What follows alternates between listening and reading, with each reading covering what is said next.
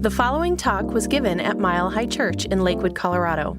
Please visit our website at milehighchurch.org. And I'm grateful for you who've stayed connected with us through this time. We love you. We uplift you. We can't wait to get back together, but please know how cherished you are this day. And really grateful to have the honor of continuing our Back to Basics series today on evolved spirituality. And today we're talking about empowered communication, taking our relationships to the next level.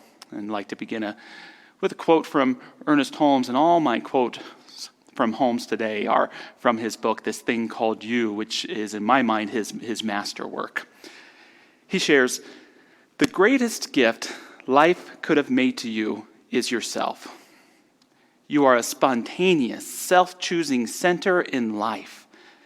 In the great drama of being, the great joy of becoming, the certainty of eternal expansion. You could not ask for more, and more could not have been given." When I reflect on the many gifts this teaching has given me, the most essential is what I would call a consciousness of wholeness. It's the ability to see both with and as the sacred, to see a divine cord that runs through all of life, to behold myself as an expression of sacred divinity, to behold all as an expression of sacred divinity. Now, to be honest, for some people we have to dig a little bit harder to find it than with others, but it's there. That consciousness of wholeness has given me the ability, I feel, to see life as it truly is, and to remember in my heart always the aspirations that we can do better, that I can do better, that we can be better. The second great gift that this teaching has given me is a little bit more covert, and it's the topic today, and it's the gift of communication. This teaching has given me the gift of listening. It has given me the gift of beholding the dignity in every person I interact with, and hopefully I'm able to see it, in order to be respectful. It's given me the ability to be authentic and to hear my own inner voice. And this blessing has helped me find success in relationships, in my profession, in so many different ways. It's a debt that can't be repaid. And whenever I start a class, like Beyond Limits, this Tuesday night, starting at 6:30 p.m., I always review the sharing guidelines. And I know for some students, it may seem like we're just going through the motions, but to me, it's probably the most important thing we do in our course. The first guideline is sacred listening. Not listening just in the sense of hearing one another, but sacred listening, where I can allow myself to be fully present to the person that's sharing like it's a spiritual event, where I can put down the book in my phone and be fully present to however Spirit speaks to the individual that's sharing, and to attempt to do so without judgment or without rehearsing what it is that I want to say. Very important, very powerful. The second is to speak from personal experience. It's so easy when someone's sharing to want to interject or give them advice or share my feelings on what they said. But to me, it's even more powerful to share from my own personal experience in life about the topic at hand. The third is confidentiality. And many of us would define confidentiality as not sharing one another's secrets. But to me, it's deeper than that.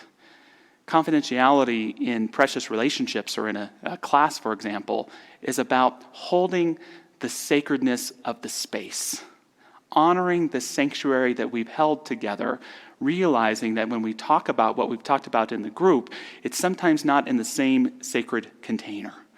I think what I just shared about confidentiality is quite profound, but if I shared it with the lady standing behind me in the line at 7-Eleven, it may come off as not so holy and perhaps even as creepy. The fourth guideline is authenticity, which to me doesn't just mean being aware of how I'm feeling, but it means really getting in touch with how I feel so that I can share from my heart in a sincere way. It's taking that time with myself to articulate my feelings and my thoughts, so I'm not just processing aloud, but connecting with the heart space. Now, there are a few things I don't usually tell the students about these guidelines that I'm going to share with you today. The first is that these guidelines are pretty much impossible to follow. That doesn't mean we don't try anyways, but they're very hard to keep. Have you ever tried listening to someone without judgment, without rehearsing what it is that you're going to say? It's not easy to do. Have you ever tried to hold back from giving someone advice when you know they can probably take care of themselves and just share from your personal experience instead? Not an easy thing to do. To uphold that confidence, that sacredness of our relationships and all of our words, not easy to do.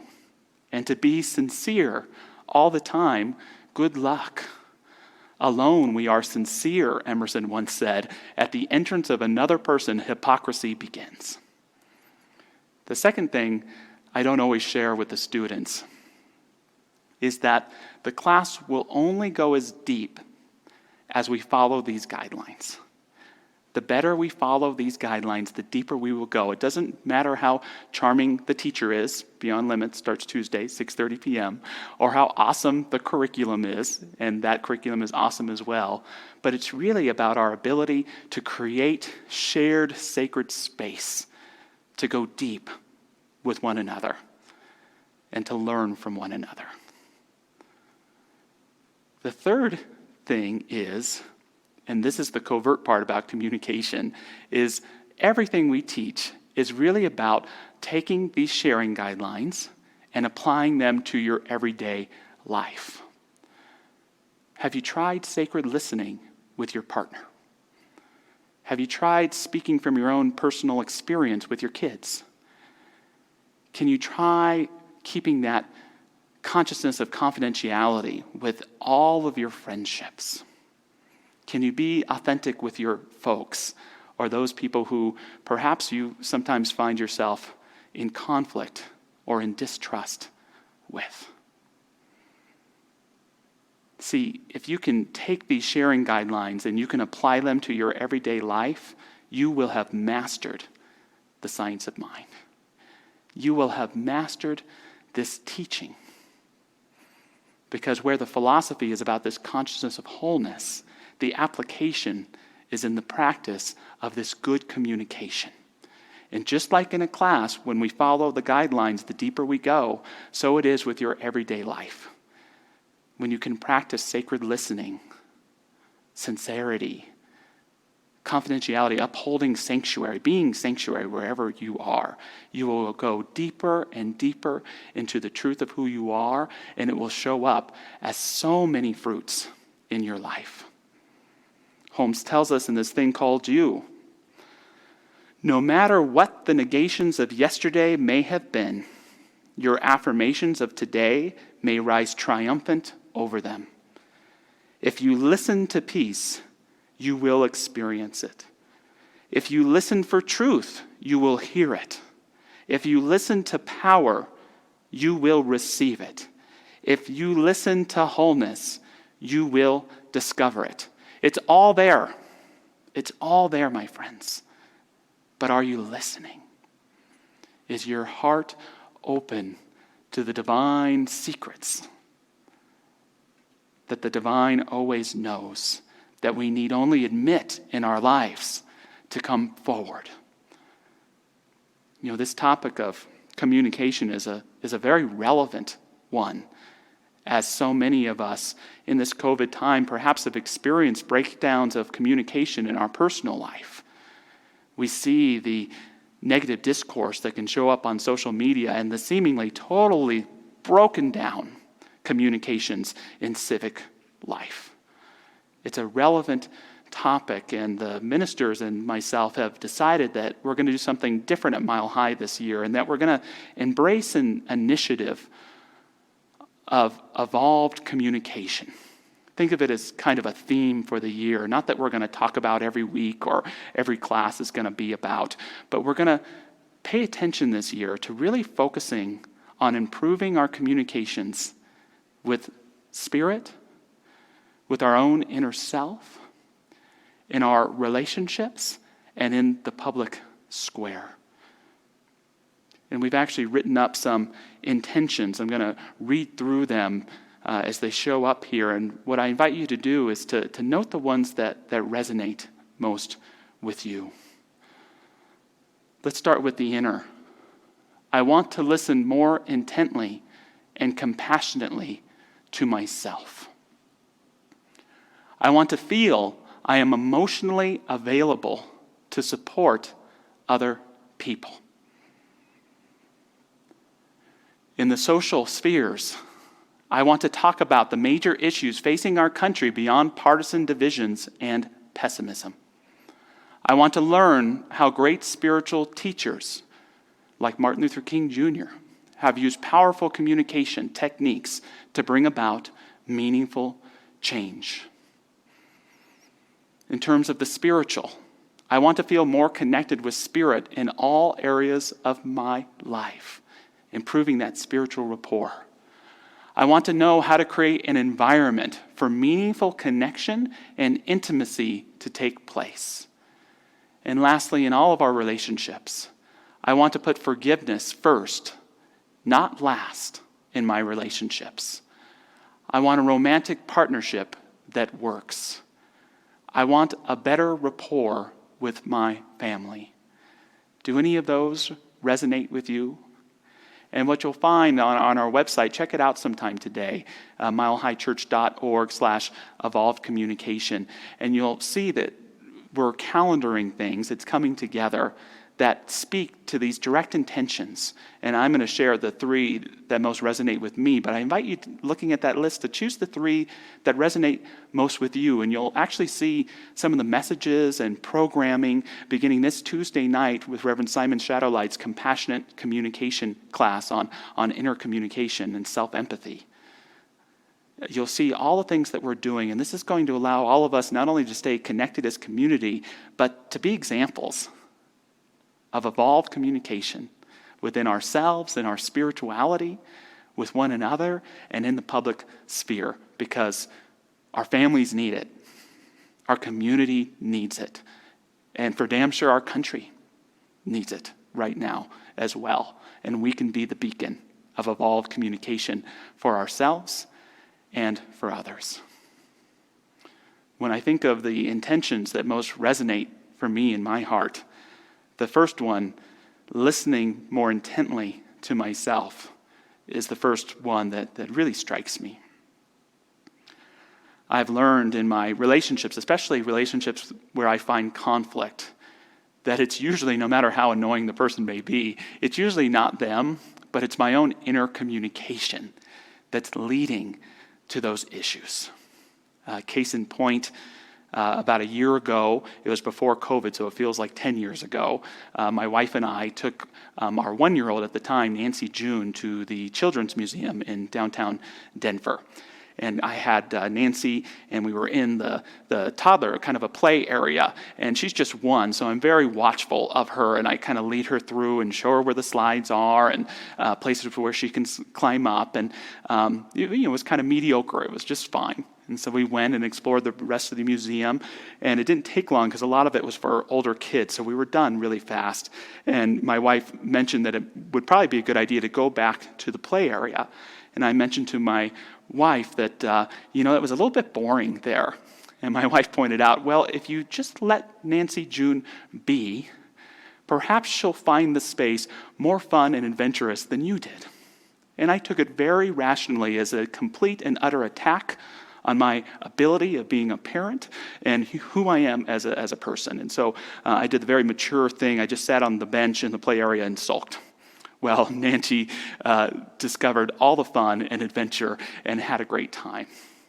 And I have to share that in my own experience, just as a man, in my romantic relationships, but I would say in my relationships with women in general, I've learned over time that I'm only as right based upon how soon I can admit that I'm wrong, how quick I can come back to truth. And that wasn't about what my wife said, it was about my inner communication. Could I recognize that my wife wasn't making a critique of me, she was just stating a fact? Can I recognize that my wife wasn't intentionally trying to hurt me, but those triggers were already there? And so my ability to come back present, come back to love, come back to harmony, really involved my ability to listen intently and authentically to myself. That's how we come back. Ernest Holmes tells us the creative law which you use is like a mirror. The thought you hold before it is like an image. The mirror reflects the image you hold before it. Hold there, then, the image of faith and expectancy with enthusiastic conviction and with undying trust. The only thing that can hinder you is yourself, because it is you who reflect the image in the mirror.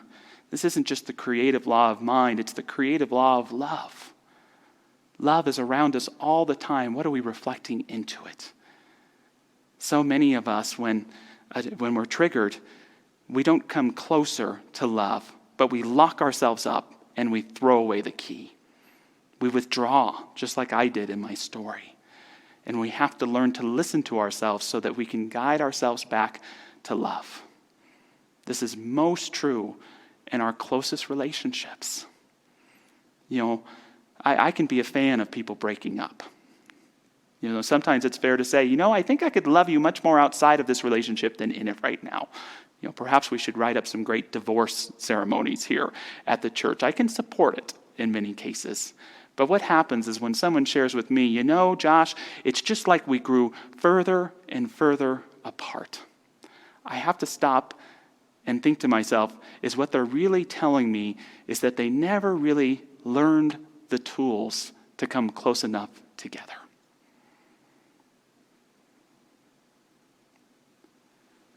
Of all the things we can fake in life, intimacy and trust are not those. We have to be willing to listen to ourselves and to create environments where trust and intimacy and deepening can happen. That's the call of love in our lives, and that's why the second intention that really resonated with me is this one about learning to create environments where intimacy and trust can take place. I apologize to my wife for talking about her so much today, but something that I love about her is her dedication to children. She's actually completing her master's degree right now in childhood development, and she has this blog called the learningroute.com where she really talks about creating environments for children to connect with themselves, to learn, and to grow. And how important environment is a part of what that is. This is what our preschool does, by the way, if you're interested in signing up starting in February. But she talks about creating environments with intention, to bring intention to every part of the environment so that our children can discover themselves and learn and grow. And there's some wonderful material on there, but when I read it, I stop and say, gosh, this isn't just true for our kids, it's true for us. When it comes to growth and creating intimacy and trust, are we doing the work that we need to do to create the environment for that to take place? And I'm ashamed to admit it, but 15 years in ministry and 10 years in my relationship, I still struggle with that. I still bring up challenging topics at inopportune times. I still so often can come from a place of reacting by making accusations to my partner as opposed to asking clarifying questions from a place of love. I can still react from hurt in inopportune times where my partner and I are at our worst, as opposed to be willing to communicate my feelings through courageous communication when her and I are at our best. So I want to commit in my relationship. I invite you to commit in those relationships that you hold most precious to creating those environments. How do we do that? For me, I ask myself 3 questions. Myself, probably better said that way. First, is it safe? By that, I don't mean am I in a trigger-free environment, but are we truly able to hear one another? Is the space private? Do we have enough time to talk about something that's deep and important to our hearts? And is there mutual respect? Is it safe? Second, is there listening? Is that sacred listening present? I don't want to talk about things that are meaningful to me if you're not willing to hear what they are. And vice versa. That's another lesson I'll just share from my personal experience as a man. Listening is very hard to me because I love to live under that illusion that I'm right. And listening demands a kind of vulnerability, a kind of willingness to grow, a willingness to change my mind. And so I always have to ask, not only am I willing to listen, but is this other person willing to listen too? And lastly, is there trust? Is there trust? And if there isn't trust, is there a willingness to nurture and grow trust? Because you can't fake it. When those 3 things are present, we create the environment not only to speak truly from our hearts and to hear the heart of the person that we're sharing with, but we invite the sacred into our relationship. We invite the new. We invite the solution. When you're challenged in a relationship talking about the state of your relationship, the state of politics, the state of anything, when you create the space and a willingness to learn and to grow, that's where the answers happen. They present themselves because they don't come by us alone. That's why a relationship is a relationship. It grows and comes out of that. The final area, the third that I'll choose, that I resonate most with, is that I want to talk about challenges that face our community and our country in a way that can transcend partisan divisions and the immense distrust that we see at times on social media or in the country. Not an easy task to do, I know. But one of the great teachers of this was Martin Luther King Jr. He was someone who wasn't a partisan. He was a diplomat for causes of oneness and unity and rights for all people, everywhere. In fact, in the 1960 election, Martin Luther King Jr. was in jail, and he was refusing to endorse either Richard Nixon or John F. Kennedy, who were running for office in 1960. And a lot of people argue that John F. Kennedy won that election because of his performance on the televised debates. He was so charming, and Nixon was just not prepared for TV. But a lot of people, when they really look at it, Robert, John's brother, made a real political astute observation that if John F. Kennedy called for the release of Martin Luther King Jr. from jail, that it would help get support and that it was the right thing to do. Richard Nixon, for whatever reason, saw that this wasn't in his best political calculations at the time. And even though Kennedy won the electoral vote by a lot of votes, he only won the popular vote in the country by 112,000 votes that year. And to me, that somewhat speaks to King's diplomacy. One of my favorite vignettes that King shared was in a sermon called The Drum Major Instinct, which he gave just weeks before his death. And he's in jail, and he talks about communicating with the warden and police officers. He says, I always try to do a little converting when I'm in jail. And when we were in jail in Birmingham the other day, the white wardens and all enjoyed coming around the cell to talk about the race problem. And they were showing us where we were so wrong demonstrating. And they were showing us where segregation was so right. And they were showing us where intermarriage was so wrong. So I would get to preaching, and we would get to talking calmly because they wanted to talk about it. And then we got down one day to the point. That was the second or third day to talk about where they lived and how much they were earning. And when those brothers told me what they were earning, I said, now you know what? You ought to be marching with us. You're just as poor as Negroes. He goes on to tell them, you fail to see that the same forces that oppress Negroes in American society oppress poor white people. And all you are living on is the satisfaction of your skin being white and the drum major instinct of thinking that you are somebody big because you are white. And you're so poor, you can't send your children to school. You ought to be out here marching with every one of us every time we have a march. I don't have time to get into it, but notice the tone. Notice that for King, it was about criticizing and challenging institutions, but it was about honoring the dignity of those people who served in those institutions. His direct message to the officer wasn't, you don't know what it's like to walk in my shoes. It was, you walk in my shoes every day, you just don't know it, because we're one. If we can learn from these great teachers, it might help us with our challenges. I know that our nation faces so many challenges today, and some say more than ever. But I often wonder, is the bigger challenge those actual challenges that face us, or is it our inability to communicate with one another from a place of wanting to build trust, listening, being willing to grow, and upholding the dignity of one another? And I would argue that the latter is the problem. We face big issues today. How do we protect our climate without destroying business? How do we make health care affordable for people without breaking the economy? How do we expose and teach people about the history of racial inequity and racial discrimination in our country without tearing down our institutions and giving them respect?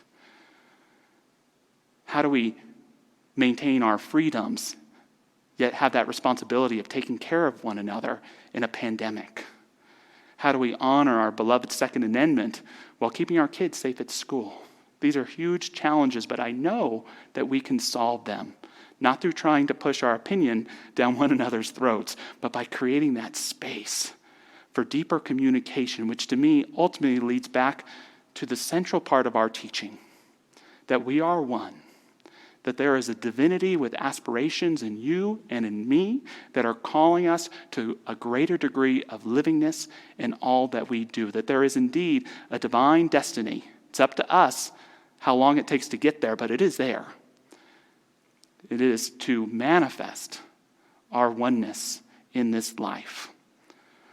Holmes shares with us the desire you have to be something, to do something, is a mental echo in your mind of the Spirit which always exists within you. While it is true that suffering exists in the world, that poverty and unhappiness have been the common experience of mankind, it would be an unwise person who would ascribe these negations to the divine will. God did not make us to suffer. The divine did not design us to have to struggle. God made us to be free and to manifest her unity on this planet. Spirit calls us to identify and embody that truth of who we are and to be it with crystal clarity in our lives. And the divine implanted and anchored as our hearts the divine memory of a grand love to live from, to act from, to come back to when we've made a mistake, to help heal us on the inside and our communities wherever they need healing on the outside. May you join me, please join me, in making a commitment to empowered communication, to an evolved spirituality that includes all, even when it's hard, excluding none. For as Holmes tells us, if we want to stay out of hell, if we want to stay out of struggle, then we can't allow anyone to be in it. We must hold that higher truth. So let's go into that higher truth in a moment of prayer. Simply honoring that divine rapport in our hearts with that divine creative spirit. Knowing that the divine never stops speaking, never stops communicating. We take this time in prayer for what is prayer, but tuning in to that panoramic view of divine wholeness. To remember, I am a child of the light. I am a child of the most free. And so I express that light and embrace and work towards that freedom wherever I am. It's that voice that tells us that we are here to love, that indeed loving one another is the key that unlocks the door to the ultimate meaning of reality. And this divine voice tells us as well that we are significant, that no matter how much we may see ourselves as a speck of dust in infinite space and time, that infinite space and time is also directly in who each of us are. For each of us can give voice to the holy. We can give action to the sacred. And we can weave the message of the heart in all that we do, creating that environment for a greater divinity, greater deepening, greater trust to come forward. I speak my word for our Mile High community right here and right now, for anyone seeking healing, for anyone who may be grieving a loss, for anyone who may be seeking to live from greater love and greater faith, for anyone who may be struggling economically for abundance and prosperity. We take this Mile High consciousness and we apply it to everyone who identifies with this spiritual community. We give thanks as it is, right here and right now. And so it is. Thank you for listening to the Mile High Church podcast. This podcast is made possible by the generous contributions from listeners like you. If you'd like to make a donation, please visit us at milehighchurch.org. Have a fabulous day.